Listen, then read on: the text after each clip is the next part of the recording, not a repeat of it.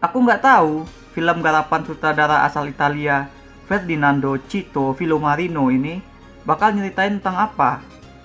Beckett at first terlihat sebagai sebuah cerita sepasang manusia yang sedang dimabuk cinta. Tapi kemanisan yang mereka tunjukkan di 10 menit pertama itu membuatku waspada. Apakah memang ini sebuah kisah cinta antara dua pasangan yang berurusan dengan perbedaan-perbedaan kecil mereka? Atau malah jadi sebuah thriller, sebuah misteri? Nah, jangankan kita yang nonton. Bahkan si Beckett sendiri aja tuh, dia nggak tahu sedang dalam cerita apa. Beckett akan terus berlari, dan berlari di sepanjang narasi yang memuat bahasan seperti kasus penculikan, konspirasi politik, dan kebobrokan polisi. Jadi, film apa sih sebenarnya Beckett ini?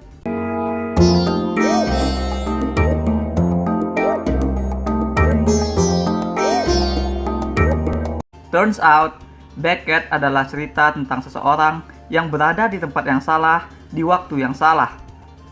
Beckett dan pacarnya lagi liburan di pelosok Yunani. Malang menimpa malam itu. Mereka kecelakaan.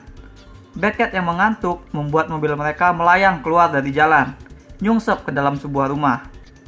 Pacar Beckett tewas.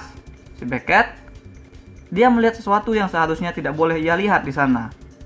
Beckett yang selamat dari kecelakaan menjadi ancaman bagi kelompok orang yang gak mau rahasia mereka terbongkar. Alhasil, Beckett pun jadi buruan. Dia dikejar-kejar oleh wanita misterius dan seorang polisi berjanggut yang gak segan-segan membunuhi orang-orang. Pelarian Beckett menuju keselamatan di kedutaan menjadi sebuah aksi menyelamatkan diri yang nyaris mustahil. Karena di tengah memanasnya situasi politik di Yunani, Beckett nggak tahu harus bisa percaya kepada siapa. Film ini mengambil pendekatan yang grounded. Beckett adalah manusia biasa. Cowok yang biasa-biasa aja. Dia sama kayak kita yang males nelpon hotel untuk konfirmasi kedatangan.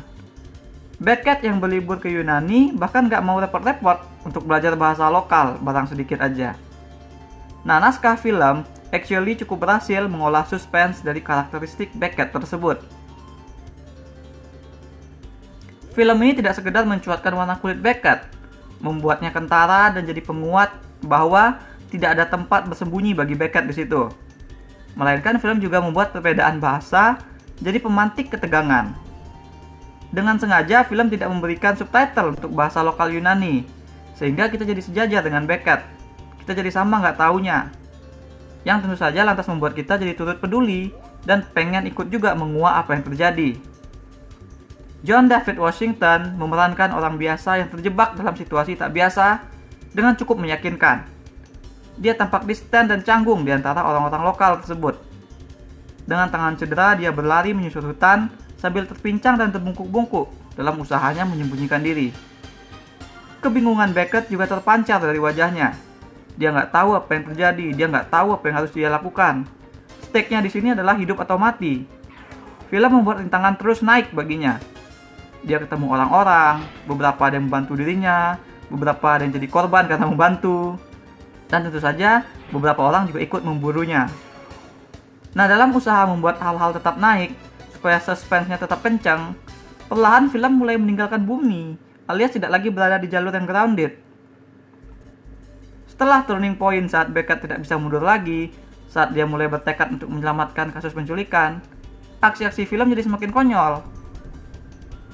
Beckett terus tertembak dan terluka, tapi dia juga terus tetap berlari. Kita mengerti perubahan dirinya yang kini nggak lagi berlari untuk menyelamatkan diri, melainkan kini dia berlari untuk, katakanlah, jadi pahlawan. Yang tidak kita mengerti adalah, kenapa aksi-aksi yang ia lakukan itu, yang jadi semakin konyol itu tidak lantas membunuhnya gitu. Serius, nyawa Beckett tidak pernah lebih terancam lagi di akhir itu. Jadi, ada adegan ketika dia yang orang biasa itu terjun dari parkir di lantai atas, terus dengan selamat menimpa atap mobil yang melaju keluar gedung parkiran. Mobil yang bahkan dia tidak bisa lihat datangnya kapan. Jadi timing si Beckett ini timing dewa banget. Spider-Man aja butuh latihan pasti untuk nyobanya. Sehingga kan jadi aneh. Si Beckett justru tampak lebih mungkin untuk mati karena ulahnya sendiri ketimbang karena ditembak oleh polisi jahat. Nah, selagi si Beckett berlari-lari, biarkanlah dia berlari-lari. Mari kita menyelami kejadian yang membangun narasi film ini. Apa yang sebenarnya ingin film ini katakan dengan masalah politik? Dan bahkan dengan memperlihatkan hubungan Beckett dengan pacarnya dengan sangat elaborate. Not much. Beckett dan pacarnya yang diperankan dengan manis oleh Alicia Vikander mengambil porsi waktu yang terlalu lama di pembuka. Inilah yang actually membuat kita kebingungan film ini sebenarnya cerita tentang apa. Di 10 menit pertama itu, yang terlandaskan sempurna adalah hubungan Beckett dan tanggung jawabnya terhadap sang pacar. Sedangkan permasalahan kecamuk politik dan kasus penculikan hanya diperlihatkan sekilas lewat tayangan televisi yang menyala di kafe. Nah, padahal film ini justru menyatakan sebaliknya. Lebih soal lari-larian Beckett yang tak sengaja terlibat dalam situasi politik, dan nggak banyak tentang pacarnya entah mati nanti dengan cepat. Nah, dari setup dan 10 menit pertama yang dilakukan, film ini mestinya membuat Beckett kerap teringat dengan pacarnya yang telah mati. Seharusnya meaning relationship tersebut bagi Beckett diperlihatkan punya peranan besar terhadap perjuangan survivalnya. Ceritanya seharusnya sering circle back ke relationship tersebut. Tapi yang ada dalam babak perjuangannya itu hanya satu kali Beckett kembali ke persoalan pacarnya. Konflik mengenai dia basically telah bikin pacarnya yang manic pixie itu celaka seperti absen di sebagian besar cerita lari-larian, dan kemudian dimunculkan lagi begitu saja saat film memutuskan sudah saatnya membuat Beckett menyadari pembelajaran. Ya, kita ngerti satu-satunya circle back yang dilakukan oleh film ini memang adalah yang paling penting. Itu adalah momen ketika Beckett yang menyesali dirinya membawa sang pacar ke tempat yang salah, ternyata melihat makna dari mereka berada di sana, di rumah itu bersimbah darah and all that. Bahwa dia di sana itu untuk menyelamatkan seseorang. Namun, penulisan film dalam menggarap itu tuh tidak benar-benar rapi dalam menyulamnya.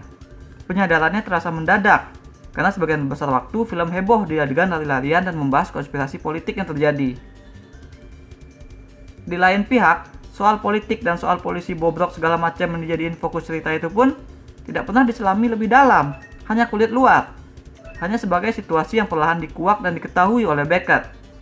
Kecamuk politik yang jadi latar Beckett lari-lari itu, ya memang cuma dijadikan latar, tak lebih sebagai tempat film memuat revealing. Oh, ternyata yang ini jahat, oh ternyata yang itu baik, oh sudah diduga ada di sana gitu. Jadi supaya film tetap bisa punya sesuatu untuk memancing keseruan aja. Inilah yang membuat Beckett jadi sajian yang hampa, tidak menantang kita, hanya membuat kita ikut ngos-ngosan capek melihat Beckett dikejar kesana kemari, melihat Beckett bertingkah kaku dan ketakutan dan kebingungan di antara orang-orang lain. Sutradara seperti cuma menyuruh para aktornya untuk lari dan mengucapkan dialog, tanpa banyak muatan visi yang dia kembangkan dari naskah. Dari naskah yang juga ditulis dengan kurang dalam dan tidak rapi. Ini adalah jenis film yang dibuat dengan mementingkan bagaimana supaya penonton tetap merasa surprise. Openingnya dibuat seolah tentang kisah pasangan. Kita tidak tahu film ini cerita tentang apa dengan melihat menit-menit pembukanya itu. Situasi atau konspirasi politik dipakai supaya cerita bisa punya banyak pengungkapan aja. Sebenarnya ini bisa saja jadi bekerja dengan efektif jika dibarengi dengan penulisan dan arahan yang jitu. Sayangnya film tidak punya dua hal tersebut. Penulisannya tipis, arahannya ya malah ikut lari-lari arahannya. Dari yang cukup grounded menjadi aksi-aksi konyol. Dari yang tadinya aktingnya kaku karena disengaja, jadi malah seperti kayak nggak diarahin. Nonton film ini bolehlah, memang terasa seru, tapi seru yang bikin capek. Kayak habis lari-larian keliling pot kembang tanpa alasan. Aku berikan 3,5 dari 10 bintang emas untuk Beckett. That's all we have for now. Nggak ada yang namanya berada di tempat yang salah di waktu yang salah. Karena dimanapun kita berada, kita seharusnya bisa membuat sesuatu yang positif. Tugas kita lah untuk membuat setiap detik-detik hidup kita menjadi bermakna. Tapi kenapa menurut kalian kita kadang merasa berada di tempat yang salah, berada di waktu yang salah? Apakah itu sebenarnya cuma sebuah perwujudan dari denial? Share pendapat kalian di komen.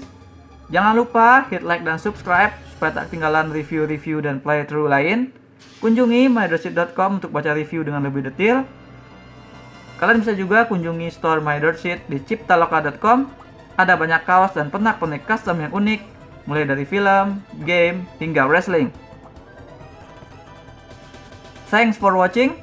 Remember in life, there are winners and there are Losers.